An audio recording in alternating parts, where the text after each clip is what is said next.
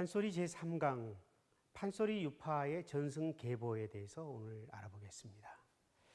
판소리 유파의 형성, 물론 지금부터 수백여 년 전의 일일 수 있지요. 판소리는 여러분 아시는 바처럼 조선 중후기에 완성된 민간 서사 예술이라고 할 수 있습니다. 따라서 판소리의 초기의 형성에 대해서는 자세한 기록이 없기 때문에 알 수가 없는 것이죠. 오늘날의 판소리 광대처럼 이렇게 기예를 공연하는 사람들은 고대부터 어디에든 존재했을 것으로 생각이 됩니다만, 우리나라에서 판소리가 조선 중후기에 완성되면서 자연스럽게 크게 세 지역성을 갖는 소리가 나누어집니다. 동편제, 중고제, 서편제, 이렇게 지역에 따라서 소리가 나눠지는데요. 크게 섬진강을 동서로 나누어서 그 동쪽인 남원, 전주, 구례 지역은 이제 동편제 지역. 그런가 하면은 서쪽에 자리하고 있는 광주, 나주, 보성 등지는 서편제 지역입니다. 중고제는 경기 충청도 지역을 이야기하죠. 그 유명한 평양감사 부임 연해도에 나와 있는 모음감 명창이 소리하던 시절은 사실은 이와 같은 큰 유파가 형성되어졌다고 이야기할 수는 없습니다. 예컨대 권삼득 명창과 같은 19세기 초반의 명창이 권삼득 명창을 들르는데요. 권삼득 명창은 전주 바로 가까이에 있는 완주군 용진면에 그 권삼득 선생의 마을이 형성되어져 있습니다. 대대로 양반 가문에서 태어난 소위 양반 광대이죠. 이와 같은 권삼득 명인에 의해서 개발된 소리의 덜렁제 또는 설렁제, 권마성제, 이와 같은 소리는 권삼득을 대표하는 그런 창제로 우쭐대고 덜렁대는 느낌을 주는, 즉 덜미 소리를 많이 표현하는 그런 소리체를 이야기하고요. 또 그런가 하면은 10만년 명창과 같이 오늘날의 그 석화제, 그러니까 가야금 명창제 소리처럼 좀 부드러우면서도 그 연결이 자연스러운 그런 노래 방식이 바로 10만여 명창의 그런 창제. 이와 같은 창제를 바로 던음이라고 이야기를 합니다. 이 던음이라는 것은 더 집어넣는다, 늘어난다라는 사전적 의미가 있지요. 뛰어난 창자들에 의해서 독창적인 그런 소리가락이 새롭게 짜여져서 그 소리에 첨가되는 것을 이야기합니다. 이와 같은 여러 명창들의 유명한 던음은 유파에 관계없이 판소리에 차용돼서 이 대목은 권삼득제의 뭡니다, 이렇게 소리하면서 연이되어지는 것을 판에서 많은 공연으로서 표출이 됐다고 합니다. 이와 같은 던음들이 모여지는데요. 예를 들어서 김창한 명창의 제비 노정기, 권삼득 명창의 놀부 제비 후리는 대목과 같은 것은 유명한 던음의 그 일예입니다. 19세기 초반인 전기 팔명창 시대부터 판소리가의 명예와 부가 축적이 되는 그런 그 예술이 되었습니다. 요즘으로 보면은 아이돌 스타가 탄생하는 그런 거죠.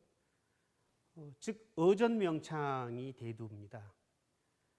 조선조의 궁중 법도는 벼슬을 하지 않는 사람은 궁중에 출입할 수가 없었기 때문에 유명한 명창들의 소리를 임금이나 많은 대신들이 궁중에서 듣기 위해서는 명창에게 상징적인 벼슬을 내려서 그리고 궁에 들어가서 의관을 갖추고 소리할 수가 있었던 것이죠. 이와 같은 수십 명의 어전 명창이 탄생은 바로 민중들만을 대상으로 했던 이 판소리 연희의 혁신적인 사건이 됩니다. 그래서 지역의 관찰사나 고을 원님들도 모두 유명한 명창들을 초대해서 소리판을 크게 열었는데, 그러다 보니까 이분들의 출연료에 해당되는 그런 대우도 높아지게 되는 것이고, 명창이 되면은 이제 소위 성공한 그런 예술가가 되는 것이죠. 양반과 서민층이 함께 즐겼던 소위 민족 예술로서의 판소리가 이제는 구중궁궐의 임금님과 또 대신들, 이런 궁전에서도 어전 명창이 나와서 판소리가 불려지는, 우리나라 판소리계에 있어서 최대의 그런 전성기를 맞는 시대로 돌입을 하게 되는 것입니다. 이와 같은 시기에 이런 던음들은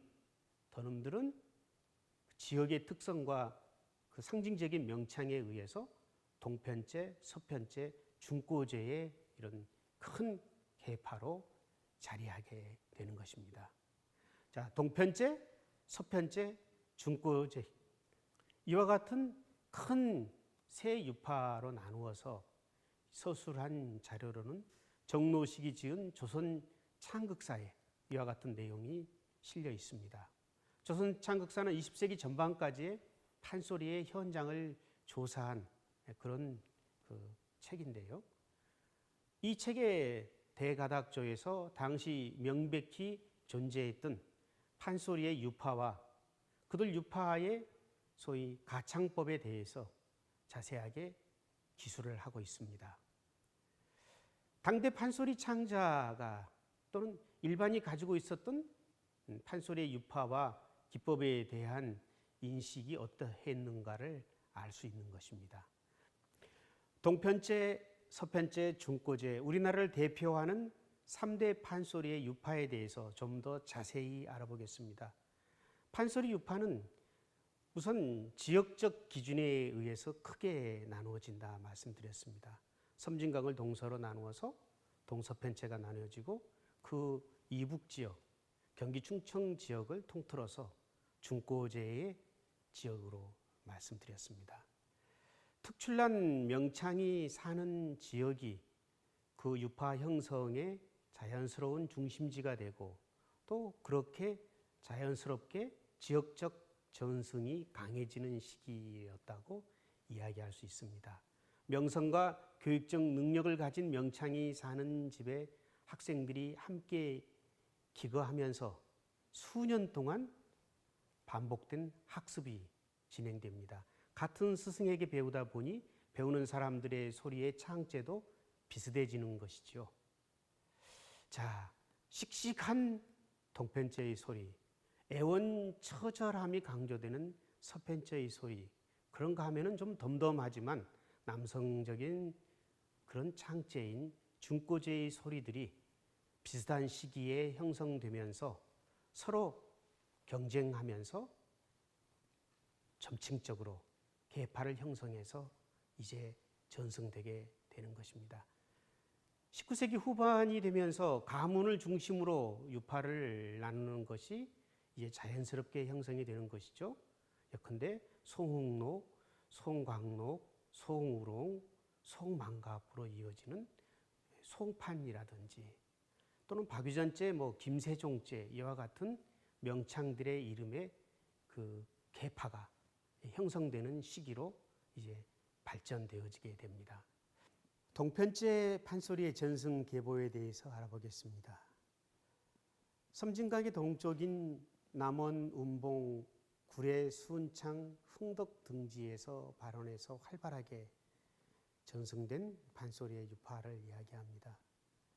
동편제에는 송록제와 김세종제 그리고 전춘풍제 이렇게 크게 세 제가 형성되어 전승되고 있습니다. 송록은 남원 구례 등지에서 중심으로 오늘날까지 전승된 오늘날의 송판 판소리의 시조가 되는 분이죠.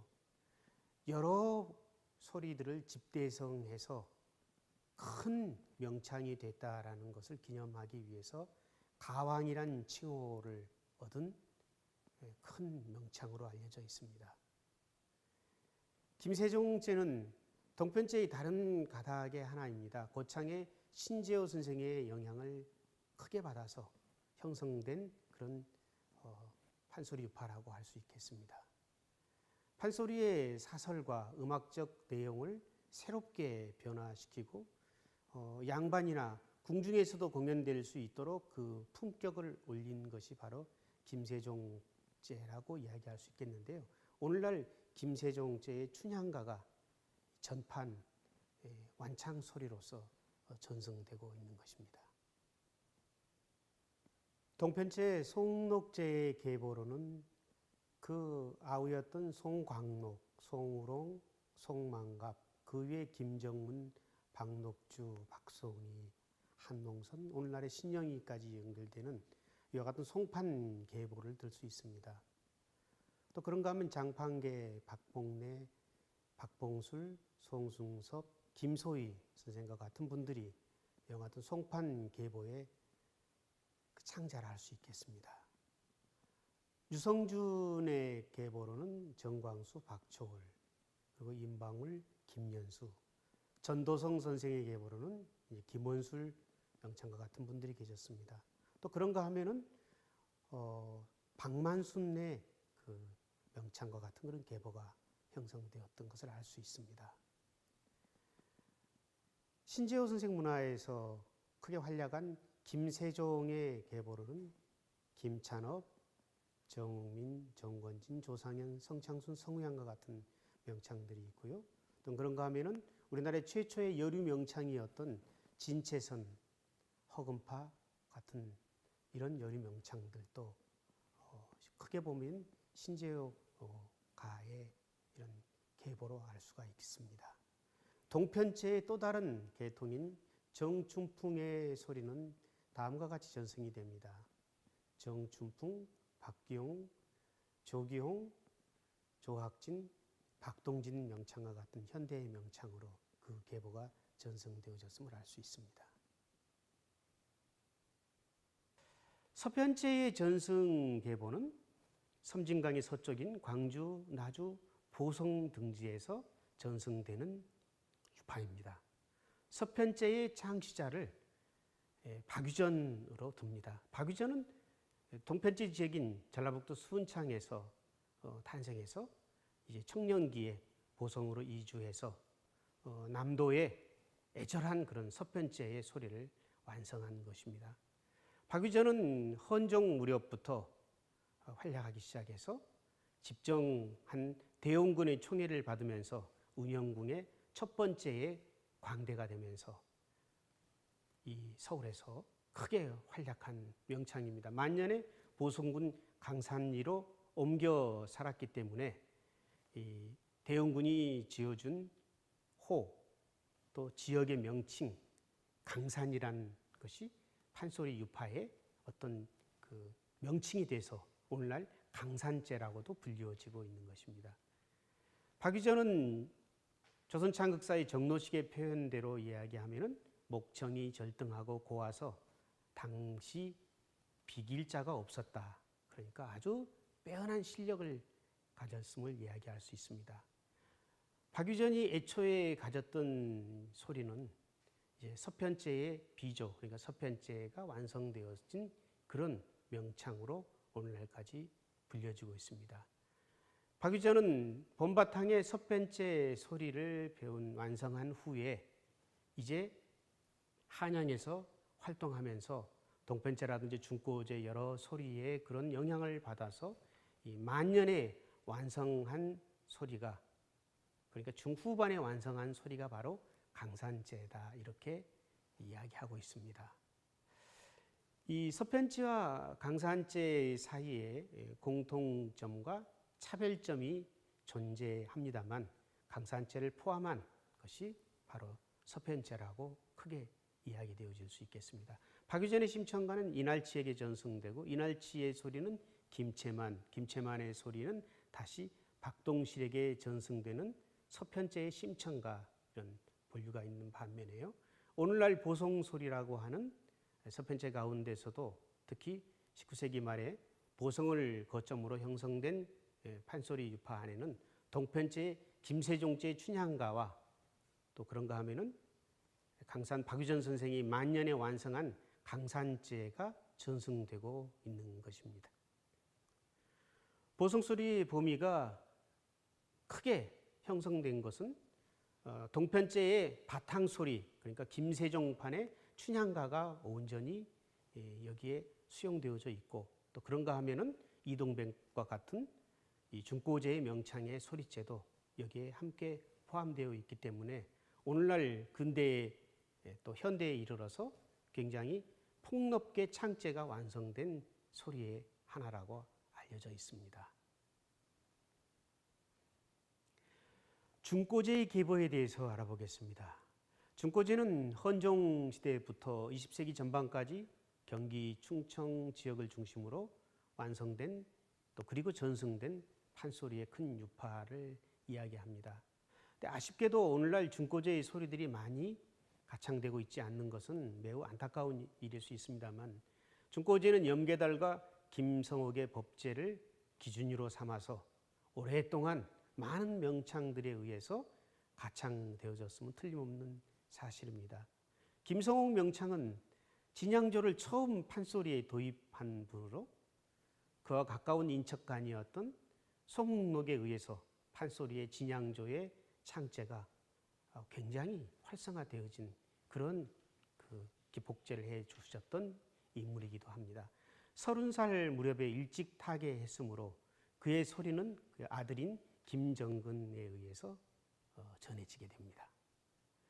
오늘날 중고제 지역의 많은 명창과 이 소리제가 활발하지는 않지만 우리나라 판소리 전승사에 있어서 경기 충청 지역에서 탄생한 많은 명창들의 역할과 또 그런 전승 과정은 오늘날 현대 판소리를 완성하는 그런 판소리의 전승사에서 볼 때 큰 역할을 했음을 미루어 짐작할 수 있겠습니다.